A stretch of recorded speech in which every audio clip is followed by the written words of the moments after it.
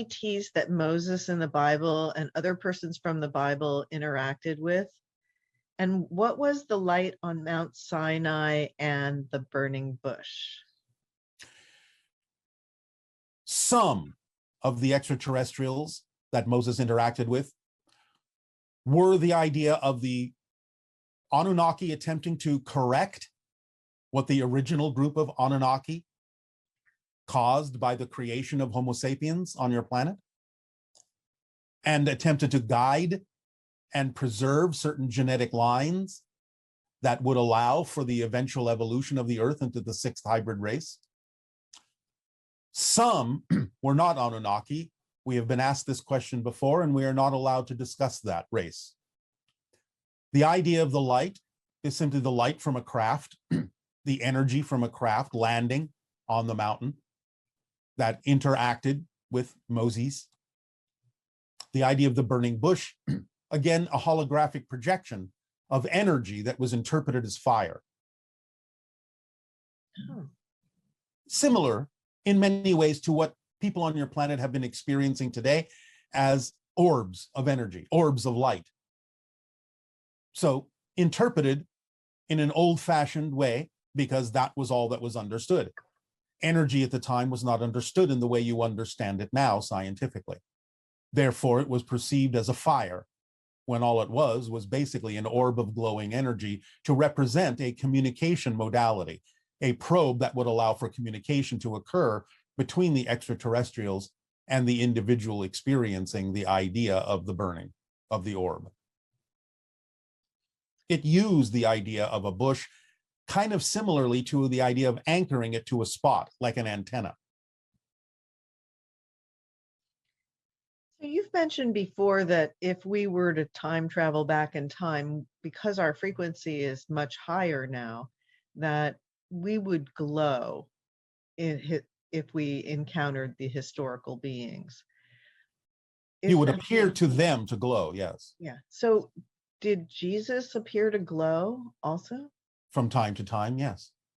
This is what is usually referred to as the Transfiguration in your religious doctrines. The idea that he was perceived as being surrounded by a glowing aura.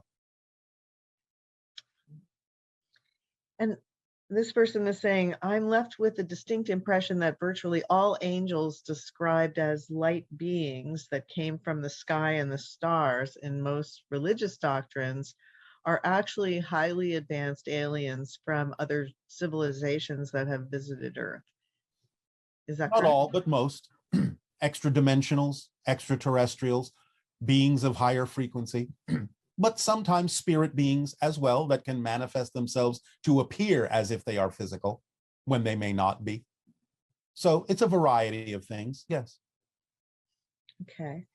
And this person's asking about ancient Greece. I'm currently being taught in universities that Hera was oppressed in relation to Zeus, and that women were not respected in ancient Greece or any other parts of the world.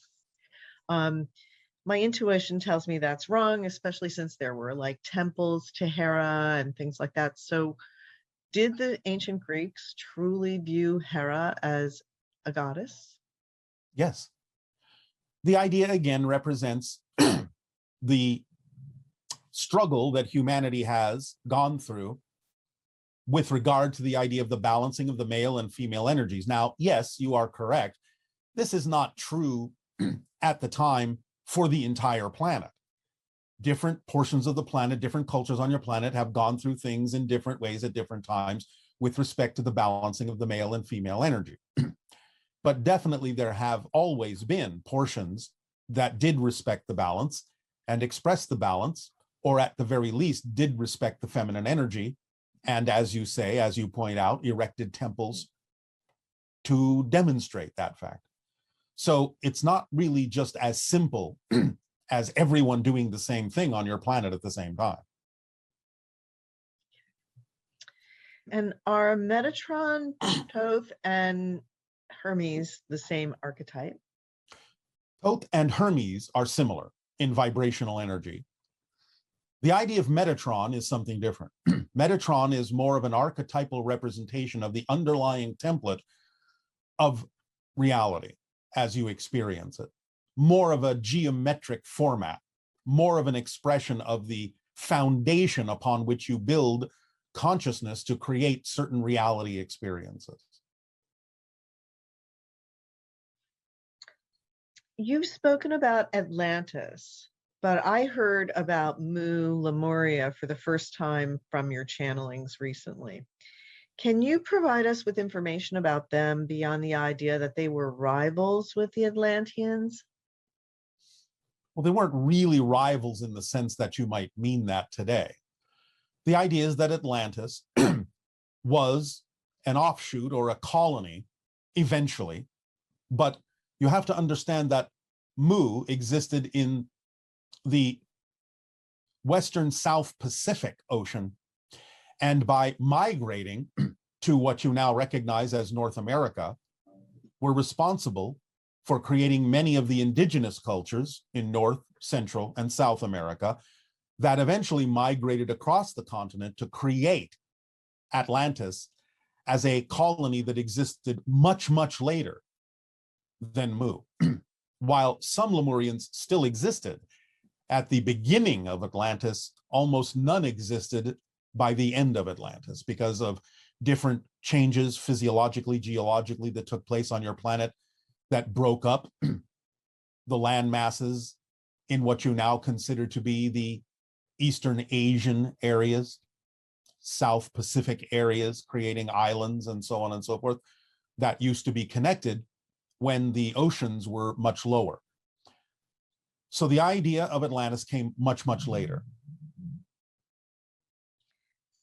And the water erosion on the Sphinx has caused some people to theorize it was built when the environment was more jungle-like. Yes. What did the Sphinx look like after its initial construction? And, what were the features of the face?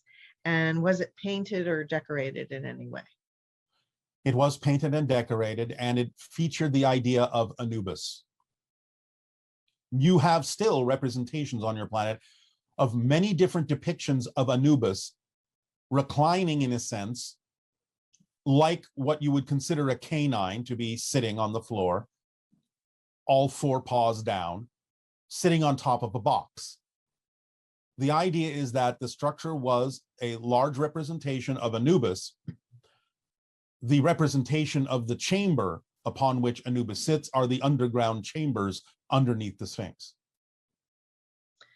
And the resistance that at the university level of any kind of exploration of the Sphinx and the erosion and the things that indicate that it's older than they originally thought, is that correct, that it is much older than they thought? Yes, it goes back to at least 10,500 BC, as you say, because the idea is that it was built around the same time as the Great Pyramid and certain other structures on your planet that acted for the purpose of preserving information that was destroyed in Atlantis. Yes, which leads to this question. This person is saying that they love books and that things like species that go extinct here and libraries that have disappeared, and such as the Library of Alexandria, the Mayan libraries, all that have been destroyed. Have these been actually taken to other locations to preserve them? And if they hadn't been destroyed, what would our civilization be like now? Some of the information, not all, has been preserved in other locations, some of which you have found and some of which you have yet to find.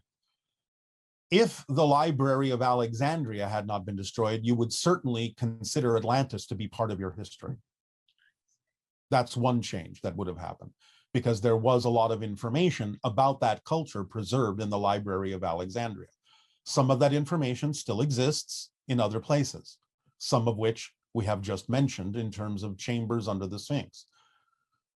But the idea also would be that your technology would be somewhat different as well, and would be more based on the idea of vibrational resonance at this point, rather than the idea of the polluting technologies you have been using. Are any of these libraries have material taken off planet in a sense by other ETs or anything like that to preserve them, or no? Well, that was really not necessary because, as we have said, one of the great gifts humanity will be given when you start to really have open contact is that you will be presented with a device that will actually show you the full range of your history. So through the observations that have happened from extraterrestrial and extradimensional sources, it wasn't really necessary to absolutely preserve the information that existed on your planet, although some of that was done, but not that much, because the extraterrestrials already had, through their observation of you for thousands of years, already recorded all of your history and didn't really need your version of it for the most part. Some of it was preserved for, shall we say, sentimental or nostalgic reasons, but that's not because the extraterrestrials needed to preserve it. They already had all that information recorded in their own devices. And again, that will be presented to you when open contact is fully established with your planet. You will be given back your full history. And what can you tell us about the Egyptian goddess archetypes Bastet and Sekhmet? Do they have any ET connections? And what does it mean when they keep showing up symbolically in somebody's life over and over again? Well, Bastet in particular has to do with connections to other dimensions and understanding of knowledge that is accessed through other dimensions, through the spirit realm, but connected to the idea of the animal known as the cat on your planet who can see interdimensionally. So when it keeps showing up synchronistically, it might be for that person a general indication, although some specifics will need to be understood about that particular person. But as a general indicator, might be an indication of the ability to go into the vibrational frequency that is similar to the idea of the animal represented by the cat on your planet, that can see spirits, that can see and make connections and communicate with spirits in the spiritual realm, in the non-physical realm. Sekhmet, we will talk about at another time. Okay. And this is a question, a yoga question.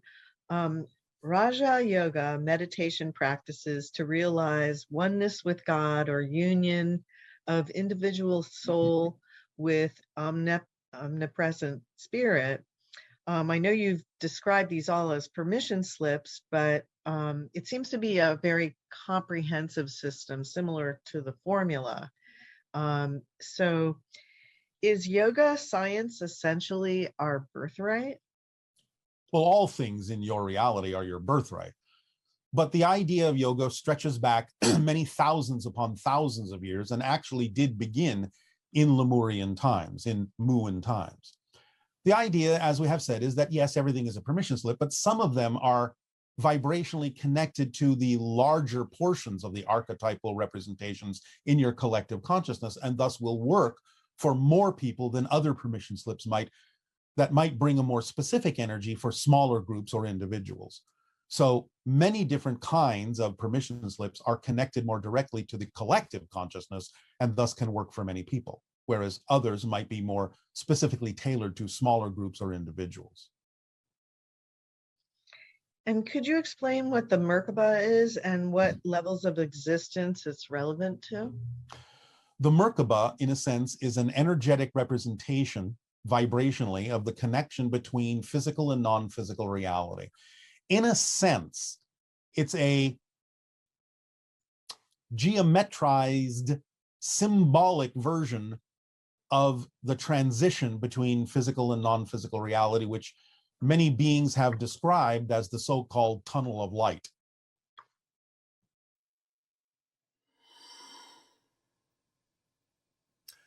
Good day. This transmission is called the Archetypes of God. And what we mean by this is you have many names for the idea of what you call God. God, Goddess, Allah, Jehovah, Tetragrammaton, the light, the I am that I am, Wakantanka. It doesn't really matter what it is that you use as a name to identify the concept of all that is.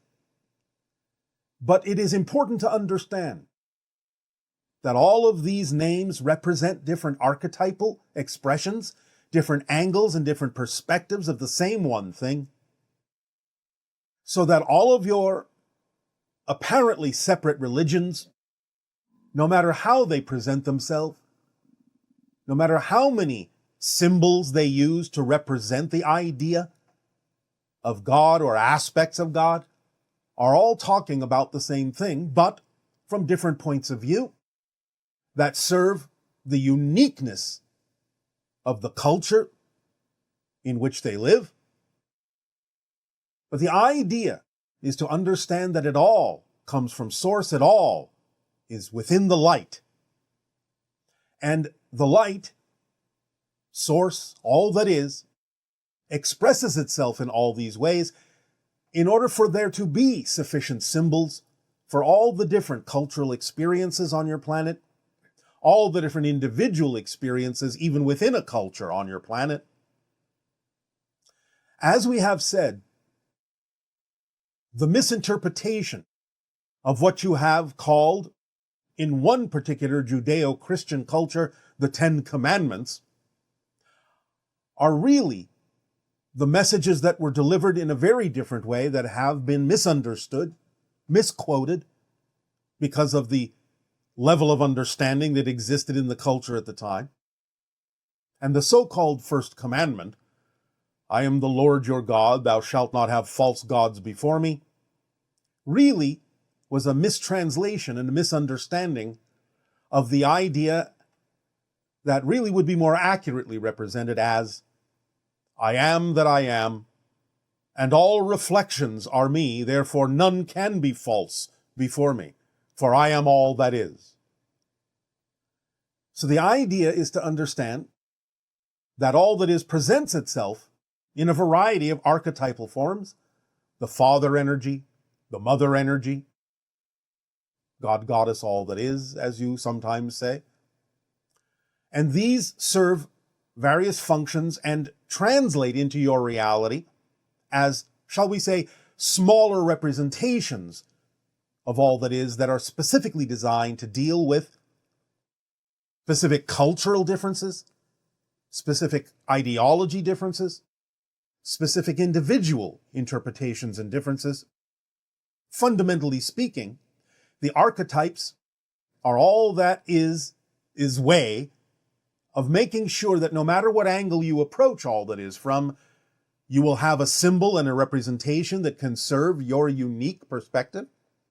They are all true parts of all that is, because there's nothing outside of all that is.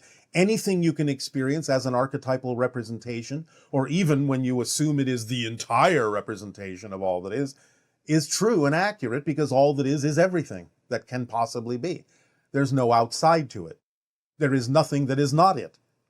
So it doesn't really matter how you relate, what relationship you form with the idea of any presentation of all that is, any idea or formation of the idea of God, be it the old man with the long beard, be it the idea of the Virgin Mother, be it the idea of a rock or a mountain. It matters not to all that is, because all that is all those things, and more, beyond even your imagining. For all that is in its archetypal presentations also forms the symbols that are relatable to not only your particular human culture, but many cultures throughout the cosmos, throughout infinity. Anything and everything being a reflection of all that is, has its own way of understanding the presentation of archetypes from source, has its own representations that make sense to their cultures. So there are an infinite variety of presentations of all that is, but it is still the same one thing fundamentally. But as you expand your consciousness and start to realize that all of these are different faces of the same thing, as many people on your planet have expressed, the 9 billion names of God are still representative of the same one thing in the holographic, multidimensional presentation that it can use to present itself, then you start to allow those differences to sort of melt away, except for the parts you feel you need. and allow yourself to have a direct relationship, more directly, with Source, without necessarily needing it to be anything but the light. And in that light, you feel the vibration of the eternal existence that it is, the vibration you translate as the unconditional love of God. This is the vibrational frequency of existence itself. It is unconditionally supporting, unconditionally loving. And the idea is that there is no judgment in this. There is no expression of the negative in this. So even when individuals in different cultures might express or experience the idea of negative or demonic experiences, you have to understand this is still all part of God. Because there is the positive, there is the negative, and there is the neutral. These are the major archetypal energies, and they can be expressed in a variety of ways that can serve either positive or negative means. So allow yourselves to lessen the differences, in a sense, use them in whatever way serves you, use them in whatever way allows you to learn the lessons you need to learn, for the agreements that you chose to experience, the challenges that you created for yourself in this life to learn who you are and grow in various situations. Again, using the positive and negative mechanisms in a variety of ways.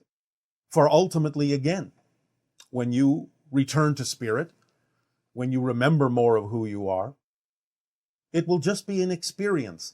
You will experience the archetypal expression of your life, which is another archetypal expression, because each and every one of you is unique, and you form your own archetypes for others to connect to draw upon, to download information from and experience from. The archetype that you are of all that is, because everyone is all that is, experiencing itself as all of the individualities that you believe yourself to be. So you are also an archetype of all that is, an archetype of God, experiencing itself in a unique way, knowing itself from a unique perspective. There will be more about this concept in a future transmission, in a way that you can more readily apply in your physical reality experience.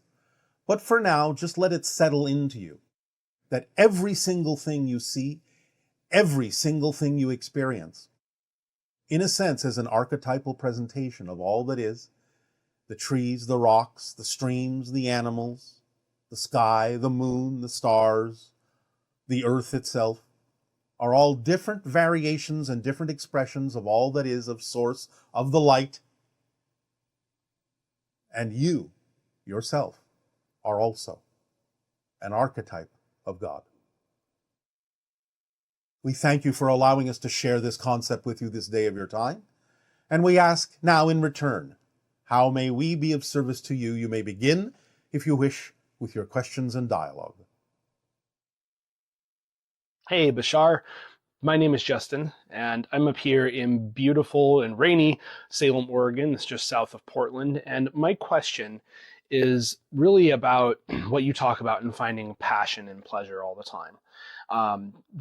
In the middle of obviously the pandemic and building my business in the last few years, and really working hard to keep my family afloat during all of these uncertain times, I feel like a lot of my life has just become work. And even the things that I felt like I was once passionate about before, I don't feel as excited about them anymore.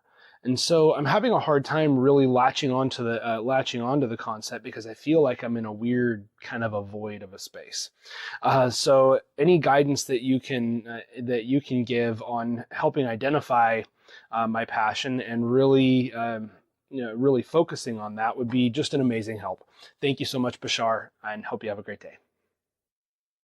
Well, as we say again, the idea of acting on your passion and recognizing it does not have to be an overarching project or a career. If you find that you have, or the feeling comes that you have lost your passion or lost your way, refocus simply by looking at everyday events. There are things in your life, simple things, everyday things, taking a walk, reading a book, speaking with your family, having simple, creative ways of exploring things together, that are representative of passion, as long as they contain more excitement than anything else, any other choice, then that's representative of your passion at the moment.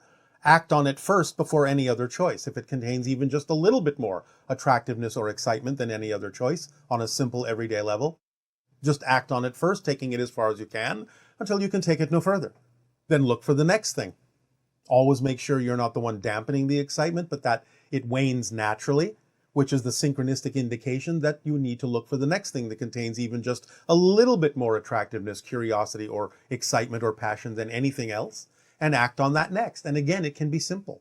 You might just feel like, well, the most exciting thing I can do is eat a meal. The most exciting thing I can do is tell someone a story. The most exciting thing I can do is take a walk.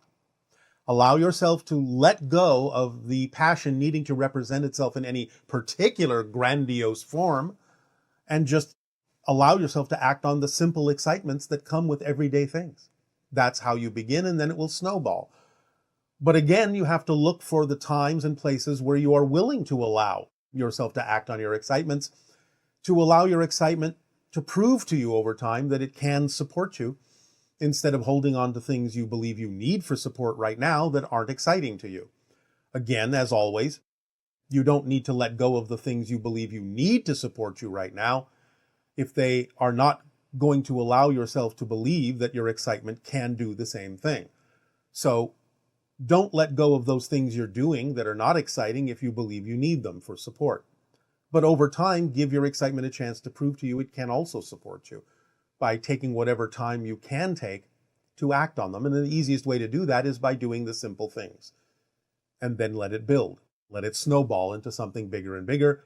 And let synchronicity provide you with more time in an easy way before synchronicity responds to your wish for more time in a more challenging way. Because many people, let's say they're doing a job, for example, that they are not really excited about, and they keep wishing for more time to do what excites them, and suddenly find themselves getting fired. So the idea is, now they feel adrift.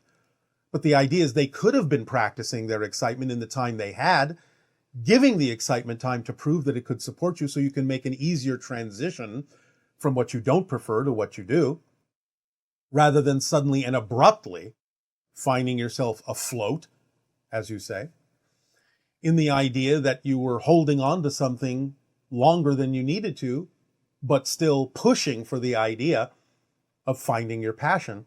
Well, something has to come to a head at some point, and if you refuse to allow for your excitement to prove it can support you over a longer period of time and an easier path for you, then you might come up against that moment where suddenly everything has to immediately change in order for you to finally get the point that you really need to start relying on your passion to replace the support that you were experiencing by doing something that isn't who you truly are.